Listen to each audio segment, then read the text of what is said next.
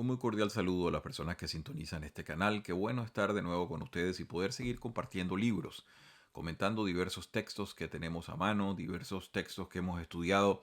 Algunos son leídos recientemente, otros los hemos leído en otro momento y los vamos reseñando a la medida en que el tiempo lo permite. Había habido una pausa leve en relación a las faenas cotidianas de trabajo, cuando a veces la universidad se pone un poquito más fuerte, uno no tiene el tiempo de sentarse para preparar estos videos. Pero ahorita volvemos con un libro que nos llegó hace unos meses y que hemos leído con bastante gusto, con bastante placer. Se trata de La historia mínima de Venezuela. Esto es una colección que viene agrupando el Colegio de México, eso de historia mínima, y la dedican a diversos países, a diversos temas.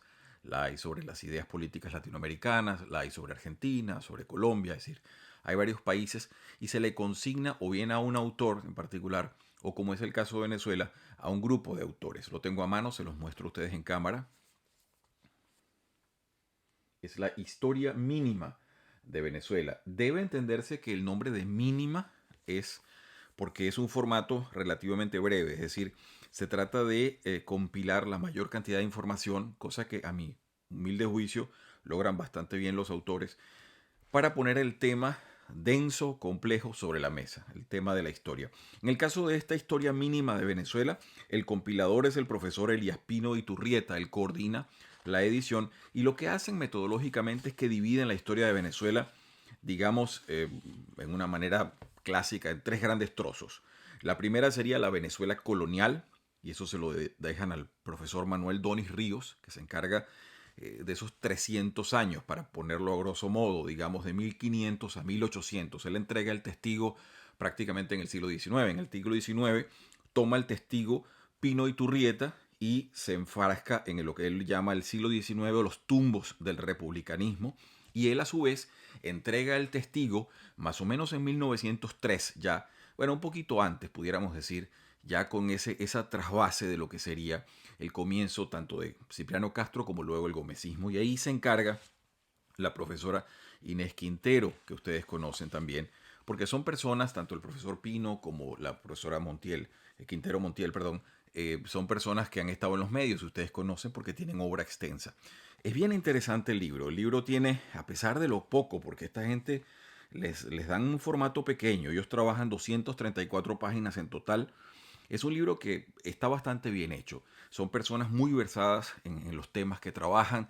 No es la primera vez que los tocan y eso se nota rápidamente. Tienen tres estilos muy divergentes, muy distintos, cada uno a su manera, pero responden a esa forma seria de hacer la historia, que es presentar una cantidad de información y una contextualización de la información. La historia venezolana ha sufrido durante mucho tiempo, y esto no es ningún secreto decirlo, ha sufrido durante mucho tiempo de cierta fabulación, de cierta mitomanía. Es muy recurrente irse siempre a esos 10, 15 años de la independencia como si allí el país se hubiese gestado todo. Y eso es falso. El país tiene una historia colonial importantísima que lamentablemente se perdió mucho por esa independencia tan traumática que vivimos, y el país tiene además una historia post-independencia muy interesante, con fenómenos que, repetimos, la historiografía a veces no ha tomado en serio, algunos se han escondido, algunos se han pasado por debajo del radar, en fin. Lo que este libro trata de trabajar es justamente eso, ponernos en claro qué fue lo que ha pasado, qué es lo que ha definido esa Venezuela actual a partir de los hechos que la han llevado hasta este momento, es decir, qué fue lo que nos trajo hasta aquí. Comenzando con los primeros 300 años, el profesor Donis Ríos realmente hace eh, un esbozo muy interesante, es encomiable. Yo no sé prácticamente cómo logra poner tanta información en tan pocas páginas, pero lo cierto es que uno termina, y muy probablemente a ustedes les suceda lo mismo si tienen acceso a este libro, terminen como yo, es decir, llenándolo de papelitos y de marcas, porque el libro tiene muchísima información. En mi caso, además, particularmente el periodo colonial me atrae mucho por lo desconocido, porque sabemos muy poco, porque la historia que se nos enseñó de Venezuela siempre nos llevaba a un país como que hubiese nacido en 1800 o 1810. Y resulta que es un país que tiene una cantidad de hechos tras de sí muy importantes. En el caso del profesor Donis Ríos y de estos 300 años, él nos lleva con una cantidad de información desde aquella primera América, aquella primera relación con América. Por supuesto habla de los alemanes, por cierto, se ha hablado un poco en los medios de comunicación, en Twitter. Hay personas que hablaban como Venezuela durante un tiempo habría sido una colonia de Alemania. Bueno, no lo fue realmente, hay que decirlo con seriedad. Primero, no había Alemania en el siglo XVI, eso es un invento muy reciente, es un país que ese nombre lo tomó como unidad muy posteriormente. Y además lo que sucedió es que Carlos V, que era un manirroto y una persona que andaba siempre buscando cómo financiarse las guerras, daba algunas partes de los nuevos territorios conquistados, los daba como encomiendas, los daba como negocios, y así fue como la familia Alfinger y después otras personas tuvieron acceso a administrar territorio. Pero lo interesante, voy a citar algunas cosas acá, por ejemplo, de lo que nos dice el profesor Donis Ríos, que repito, es una información bastante interesante. Dice lo siguiente, fíjense ustedes, dice, el año 1511 fue particularmente significativo en la historia que aquí se desarrolla, pues marcó el momento de enfrentamiento general armado de los indígenas en el Caribe, alzados en Puerto Rico contra los abusos de los españoles en Cuba y Puerto Rico. También fue el inicio de la visión humanista sobre América. Los religiosos dominicos condenaron la encomienda a través del célebre sermón de Fran Antonio de Montesinos en 1511. Y esto es muy interesante porque, curiosamente, los dominicos son precisamente las personas encargadas de la Inquisición en Europa. De manera que uno ve aquí esa doble faz y lo que es justamente eso, la visión humanista hacia los nuevos territorios de conquista. También dice acá, ello condujo a la sanción de las leyes de Burgos en 28 de julio de 1512 y las modificaciones de las ordenanzas de Valladolid, primeros pasos de la reforma del régimen de dominio absoluto sobre los indígenas. Es decir, uno se va dando cuenta el proceso, y aquí lo narra muy bien el profesor Donis Ríos, cómo se va dando el proceso de ocupación de ese continente enorme. Por supuesto, también hace referencia al Tratado de Tordesillas, cuando Portugal y España se dividen de una manera, lo hace de hecho el Vaticano, se divide de una manera más o menos salomónica lo que serían las nuevas conquistas del mundo, trazando una línea a partir de la cual de un lado para allá serían dominios de España, de un lado para acá dominios de Portugal. Estamos hablando de las grandes potencias, antes de que llegase Holanda, de las grandes potencias marítimas. Les digo más cosas de lo que, porque realmente la parte colonial la rayé con bastante generosidad. Dice acá lo siguiente, sobre todo la ciudad de Caracas, y esto para mí es una cosa bien interesante. Él dice, Diego de Lozada no fue el primer poblador hispano en llegar a Caracas, y en ese sentido nos aclara, dice, la historiografía tradicional ha referido que Lozada fundó Santiago de León de Caracas el 26 de julio, ciudad destinada a ser capital de la provincia de Venezuela. Investigaciones recientes arrojan otro resultado. Lozada no habría sido el primer hispano en penetrar el Valle de los Caracas, llamados así por los indios. En 1560, el mestizo margariteño Francisco Fajardo estableció un hato en el Valle del Guaire. Al año siguiente, Juan Rodríguez Suárez pobló una villa en el mismo lugar y con el mismo nombre, pero no duraron mucho tiempo debido a la hostilidad de los habitantes originarios. Es decir, detalles como esto nos van amoblando nuevamente, repito, un gran vacío en el conocimiento histórico, y eso es muy importante porque además este libro está editado por el Colegio de México. El Colegio de México es una institución que tiene mucha tradición en ese país. Eso fue, ahora se llama Colegio de México, creo que antes se llamaba Casa España. Eso fue lo que se fundó cuando México le abrió las puertas a esa cantidad de migrantes republicanos que ellos recibieron. Recuerde que México durante mucho tiempo fue una especie de eh, receptor de gran parte de la izquierda mundial. No en vano Trotsky fue a parar a México, es decir, los republicanos españoles también. Y ahí hubo, en el caso de los españoles, una recepción bastante generosa de ese país que los acogió, les dio espacio, les dio cobijo y les dio, por supuesto, aire para que expresasen sus ideas. El Colegio de México luego, esa casa España luego se transforma en el Colegio de México y actualmente es una casa de estudios muy importante. Ellos tienen una cantidad de maestrías y doctorados, sobre todo en materia de ciencias sociales, están permanentemente produciendo publicaciones, produciendo egresados, y de allí pues es de donde viene esta colección. Esta colección es parte de otras, pero es muy interesante que se ventile la historia de Venezuela contada por venezolanos de una manera tan seria como se hace aquí. Es algo encomiable, repito. Sigo adelante con más de lo que nos dice el profesor Donis Ríos. Um, Leo acá la página 45. Nos habla, por supuesto, de la piratería, un capítulo que es muy importante porque corsarios y piratas abundaban en el Caribe. La diferencia entre ambos es proteica, es enorme. Los corsarios, por supuesto, trabajaban en favor de una bandera, los piratas no. Y dice acá, en cuanto a los ingleses se refiere, página 45, Estos habían recorrido las costas orientales venezolanas desde comienzos del siglo XVII. La expedición del pirata Walter Raleigh en Guayana para 1617 es un ejemplo de ello. La ocupación de Antigua, Montserrat, Anguilla y Barbuda se produjo en 1624. En 1627 le tocó el turno a la isla de Barbados y a Jamaica en 1655, isla que a partir de entonces fue uno de los pivotes de la expansión inglesa en el Caribe. Para 1669 el pirata Henry Morgan saqueó las ciudades de Maracaibo y Gibraltar en el occidente venezolano, pero más peligrosa fue la pretensión francesa de establecer un enclave en suelo oriental venezolano. Como se ve, Europa estaba pues decidida a expandirse. Ya esa España que estaba minada por una cantidad de vicios y problemas internos empezaba a mostrar declives. La Casa Austria tenía problemas. En fin, una cantidad de factores que aquí por cierto se aluden, y hay que decir que este libro es uno de los que plantea algo muy interesante.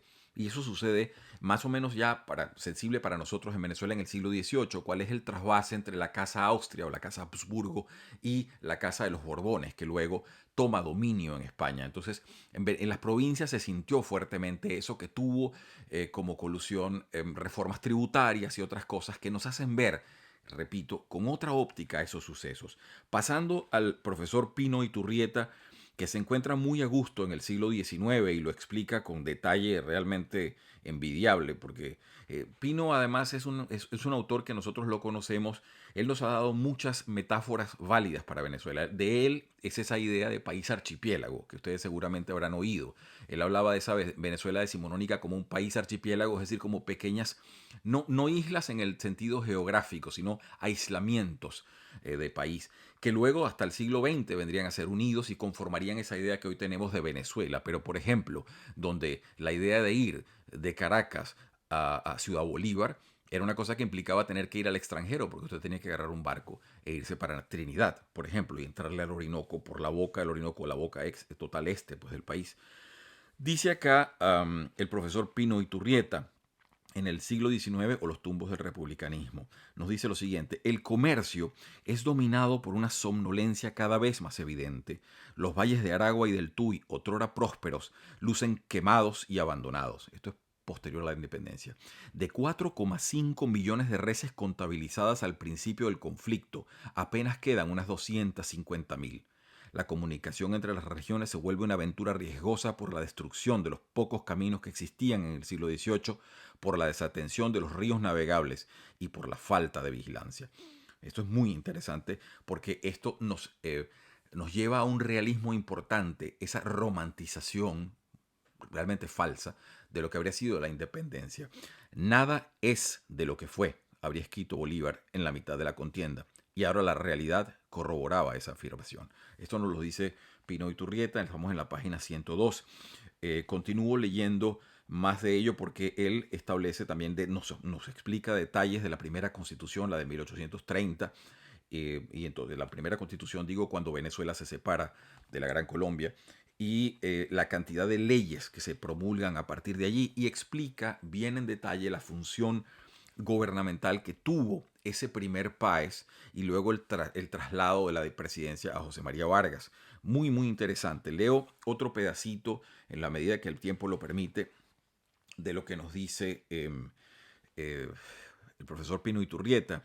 Y aquí los llevo al año 1848, año que es muy interesante porque es el año en que se produce el lamentable, triste asalto al Congreso. Dice lo siguiente: él habla de cómo Monagas, José Tadeo Monagas en particular, es el hombre que, colocado en el poder más o menos por una especie de consenso de las personas que consideraban que él pudiera ser un candidato realmente inocuo, el hombre sale con unas ideas propias y se revela ante las personas que lo habían llevado. Dice lo siguiente, estoy en la página 109 y leo textualmente, dice Pino Iturrieta: mayordomo, se refiere a José Tadeo Monagas, mayordomo que sale de pobre cuando empiezan las guerras, figura respetada en la región de Maturín porque allí crece como líder, cercano a Bolívar en no pocas refriegas e individuo de modales señoriales que llaman la atención. Su candidatura a la presidencia de la República es acogida con beneplácito por los propietarios que acaban de experimentar el aprieto de la pardocracia soliviantada. Gana con amplio respaldo las elecciones de 1847, pero los entusiastas de la campaña electoral se ven de inmediato ante el chasco de su vida. Y es que resulta que Monagas pues viene con ideas muy particulares y ellas son casi todas muy personalistas. Respecto al asalto al Congreso que les había dicho, dice Pino Iturrieta, el Congreso, estoy en la página 110, el Congreso, dominado por los godos, con el apoyo de Páez, resuelve llevarlo a juicio por ejecutar medidas sin autorización de la Cámara y por utilizar milicias sin la obligante autorización del Consejo de Gobierno. En la mañana del 24 de enero de 1848, no se presenta a ofrecer el mensaje de rigor ante los representantes del pueblo. En medio de una ola de rumores y mientras los diputados forman brigadas de jóvenes armados para su protección, el ministro del Interior llega para excusar la falta del mandatario y para reemplazarlo en la cuenta. De inmediato se produce un grave acontecimiento. Grupos armados penetran en el salón de sesiones para insultar y tratar de asesinar a los diputados. Muchos son baleados y lastimados con cuchillas sin que la fuerza pública los auxilie. Y así continúa pues una descripción, repito, bastante completa e interesante de ello. Pino lleva todo el análisis del siglo XIX y le hago un flaco favor a todos estos autores cuando cito tan poco, porque ellos se esmeran mucho. Y repito, el mayor mérito de los tres autores aquí es cómo hacer para dar tanta información en tan poco espacio, porque el libro tiene 230 páginas. Me salto ya directamente hacia el siglo XX porque es muy interesante. Bueno, cierro un pedacito ya cuando Pino nos describe lo que son la presencia de los andinos, cómo empiezan a llegar y cómo empiezan a formarse. Y aquí aplica, por supuesto, un conocimiento geográfico respecto a estas personas. Dice en la página 138, los Andes venezolanos han vivido un siglo peculiar, se refiere al siglo XIX. La incomunicación geográfica los ha convertido en un mundo separado. Las montañas y la falta de carreteras los ha librado de guerras y de los usos políticos comunes. El caudillismo no ha pesado tanto en los hombros de los pobladores. La economía se ha librado de la depredación. Las rutinas del trabajo y de las obligaciones con las autoridades lugareñas o con los dueños de las propiedades ha marchado sin mayor escollo.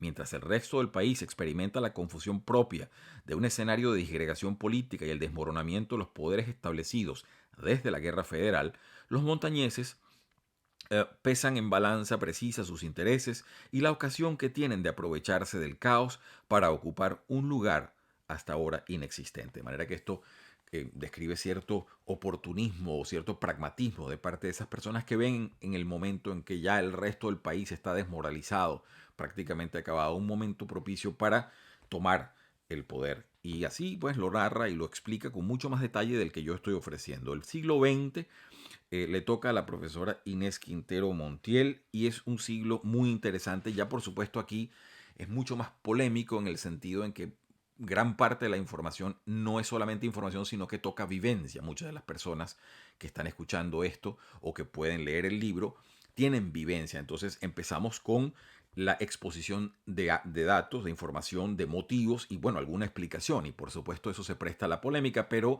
está bastante presentada de forma bastante clara y se nota pues el profesionalismo histórico en tratar de decir, bueno, esto es lo que sucedió, más allá de lo que usted pueda sentir o no respecto a los hechos. Voy a leer un pedacito porque es todo el siglo XX que está agrupado acá y es un siglo para Venezuela bastante tormentoso porque recuérdese que empieza también la explotación petrolera que nos cambia la naturaleza de país. Nosotros en el siglo XIX éramos básicamente un país exportador de café, de pieles, de plumas y el petróleo nos convierte en un petroestado, que es un país que va creciendo en su dependencia de la exportación del crudo y eso por supuesto cambia toda la anatomía del Estado venezolano. Leo un pedacito de lo que dice la profesora Quintero, muy interesante. Estoy en la página 182 y 183 y dice así, está refiriéndose ya a los años de posguerra cuando Pérez Jiménez da el golpe de Estado, toman el poder luego de las acciones con lo que fue ese triunvirato y esos años bastante turbulentos. Dice, en los años del gobierno militar y siguiendo las directrices del nuevo ideal nacional se construyeron obras de infraestructura de enorme impacto, como la autopista Caracas-La Guaira, inaugurada en 1953, la autopista regional del centro, así como otras vías de comunicación, puentes y viaductos. Página 183 y nos dice lo siguiente. Como parte de la orientación que guiaba el proyecto modernizador de los militares, También se crearon varias empresas del Estado cuya finalidad era prestar servicios públicos, como fueron la Compañía Anónima de Teléfonos de Venezuela, CanTV, y la Compañía Anónima de Administración y Fomento Eléctrico, CADAFE. Entonces aquí se habla de lo que en ciencia política se conoce como el autoritarismo desarrollista o ciertas partes de desarrollismo que hubo en Latinoamérica. No solo es el caso venezolano. Dice también lo siguiente, en correspondencia con el concepto según el cual los militares eran los responsables de llevar adelante el proceso modernizador, recuerde ser el espíritu de la época, ¿no? El gobierno sostuvo una clara alianza con otros gobiernos militares en América Latina que constituían la llamada Internacional de las Espadas en el marco de los postulados de la Guerra Fría para la contención del comunismo, promovida especialmente por los intereses políticos de los Estados Unidos. Recuérdese que Estados Unidos cifró en muchos gobiernos militares las esperanzas de contener a ese comunismo que por una parte se promovía duramente desde la Unión Soviética con muchísimo financiamiento, luego desde China con la Revolución Cultural cuando la hubo y la cantidad de libros con que bombardearon a Latinoamérica, y por supuesto desde Cuba, que era una especie de eje operativo desde donde se mandaba mucha inteligencia, en fin, incluso invasiones como hubo en el caso venezolano. No queremos entonces abusar de su tiempo, estimados televidentes, estimados amigos. Les recomiendo el libro, realmente es un esfuerzo muy bien logrado. La historia mínima de Venezuela, compilada por el profesor Pino Iturrieta. Están los profesores Donis Ríos y la profesora Inés Quintero haciendo el esfuerzo, repetimos, siglo XVIII, siglo XV a XVIII, siglo XIX y siglo XX. Un trabajo metodológico importante y hacen, repito, un esfuerzo claro por presentarle no solamente al público venezolano, al público del mundo hispanoparlante que quiera leer sobre Venezuela, un buen texto. Quien no sepa de Venezuela, así como quien sepa sobre Venezuela, no se va a defraudar leyendo este libro. Quien no sepa se va a enterar de muchísimas cosas y quien sepa va a encontrar mucha información clara, bien presentada e información nueva. Mi nombre es Ivo Hernández. Si le gustó este video, puede usted darle like, que le gusta, puede apuntarse con la campanita para cuando haya videos nuevos. Trataremos de presentarle nuevos libros porque tenemos la mesa llena de textos para comentar. Que tengan todos un muy feliz día. Gracias.